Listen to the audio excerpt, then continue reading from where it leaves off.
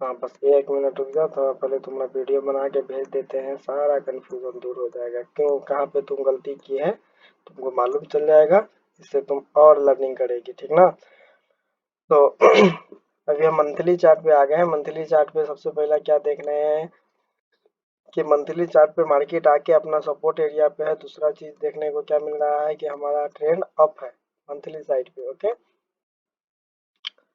उसके बाद हम मंथली साइड पे एक जो ये डोजी कैंडल दिख रहा है, ये जो डोजी कैंडल दिख रहा है मंथली साइड पे, हम इसका एक नीचे वाला सपोर्ट और दूसरा ये वाला एक रेजिस्टेंस एरिया, इसको हम कंसीडर करते हैं।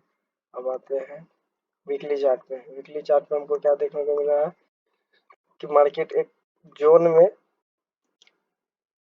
घूमी घूमी कर रहा है, एक जोन में एक उसी जोन में मार्केट कंसोलिडेट कर रहा है। और हमेशा हम आपको क्या बताए हैं कि जब बड़ा कोई भी बड़ा कैंडल हो, जैसे कि 1 डे के चार्ट पे हो, 1 वीक के चार्ट पे हो, मंथली चार्ट पे हो, ओके।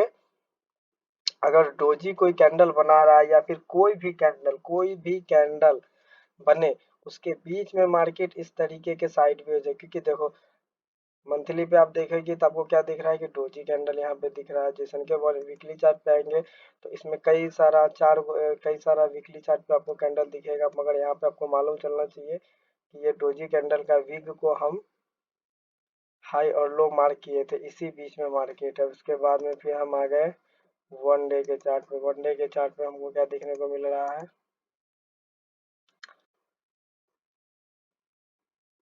कि मार्केट का ट्रेंड देखा जाए तो एक तरीके से डाउन ट्रेंड में, ठीक है। वो डाउन ट्रेंड में कैसे है,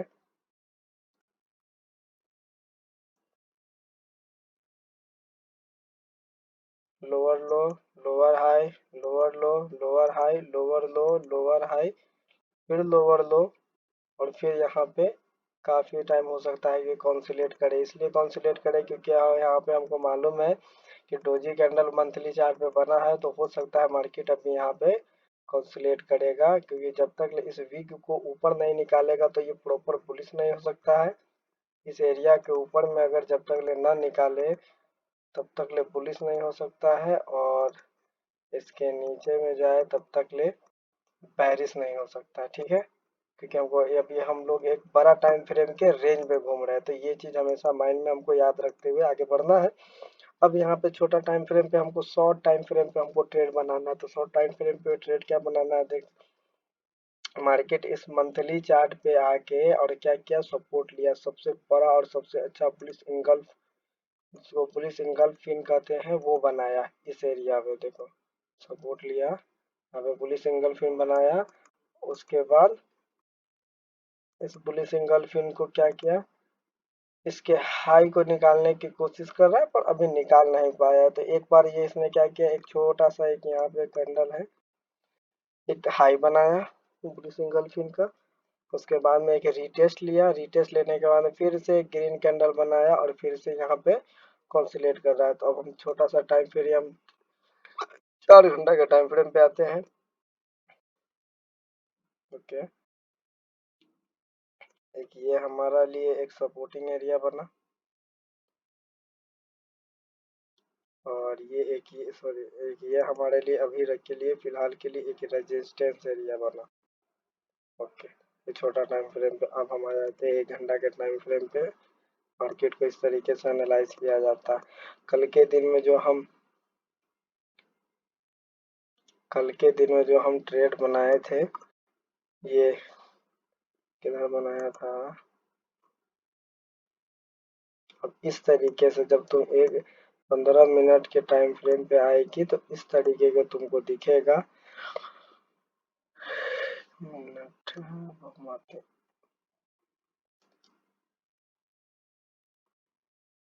अभी जो आप ट्रेड बनाए हैं इस एरिया पे आप ट्रेड बनाए थे, जो कि हमारा रॉन्ग ट्रेड है।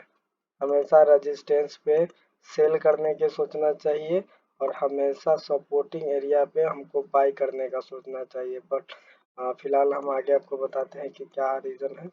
कल का जो हम ट्रेड बनाए थे ना, जिसमें हम 1500 के समथिंग प्रॉफिट किया था, नहीं 2500। इस एरिया के आसपास में आने के बाद में इस एरिया पे हम आए थे। ये कौन सा लेट है? 19 20, हाँ।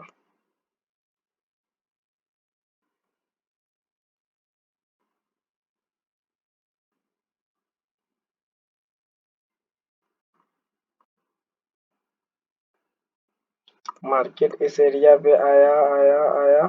इस सपोर्ट को जितना भी यहाँ पे बायर बैठे हुए थे, इस एरिया पे जितना भी बायर का स्टॉप लॉस लगा हुआ था, मार्केट ने क्या किया, इस रेड कैंडल से मार्केट को, इस रेड कैंडल ने मार्केट को सारा का स्टॉप लॉस हंट किया। और जैसा ही ये ग्रीन कैंडल पुलिस इंगल्फ फिर अपने सपोर्ट एरिया को फिर से ऊपर की तरफ में निकाला। हमने यहाँ पे क्या किए थे, एक लॉन्ग पोजीशन बनाया। लॉन्ग पोजीशन बनाने के बाद में ये हमारा स्टॉप लॉस था और ये हमारा टारगेट था, ये वाला। थोड़ा सा इसको ऊपर करके और इसको थोड़ा सा हम लोग उठा देते हैं, 1 मिनट। ये हमारा परफेक्ट एंट्री और टारगेट था, जो कि यहाँ पे हम कम से यहाँ पे निकल गए थे। इस एरिया में हम बाई करके स्टॉप लॉस ले अपना टारगेट लेके यहाँ पे हम निकल चुके थे, जो कि मार्केट प्रॉपर 1:3 का टारगेट दिया। बट अब इसके बाद में क्या कर रहा है, अपने रेजिस्टेंस एरिया के बाद में यहाँ पे देखा जाए तो थोड़ा देर के लिए भी मेरा सेल का व्यू होगा। सेल का व्यू इसलिए होगा कि मार्केट एक बार आया यहाँ पे, आया देखो बड़ा बड़ा शैडो बनाया, ठीक है। फिर से यहाँ पे आया देखो, फिर एक बार और यहाँ पे आने के बाद में रिजेक्शन दिखा रहा है, ओके। फिर तीसरा बार क्या किया है कि यहाँ पे फिर से पुल बैक लेके मार्केट उठने किया, फिर से यहाँ पे एक अच्छा सा बेरिश इंगल्फ फिन बनाया। तो मेरा भी यहाँ पे ट्रेड बनाना ना सेल का है और ना बाई का है। अब यहाँ पे हम क्या इंतजार करेंगे, इंतजार क्या करेंगे कि मार्केट मेरे इस तरीके से चले। नीचे के तरफ से आया है, यहाँ पे बहुत सारा सेलर है, बहुत सारा। इस एरिया में बहुत सारा सेलर बैठा हुआ ऑलरेडी पहले से इस एरिया में। तो मार्केट को क्या करना है, जब तक ले एक बार इसको ब्रेकआउट करके सारा यहाँ पर का जितना भी है स्टॉप लॉस सबको स्वीप करके अगर नीचे के तरफ में आता है, जैसा ही इस बॉक्स के नीचे में ट्रेड करेगा, हम यहाँ पे सेल साइड का ट्रेड बनाएंगे और ये हमारा टारगेट होगा। क्यों? क्योंकि पहला सपोर्टिंग एरिया यही था हमारा।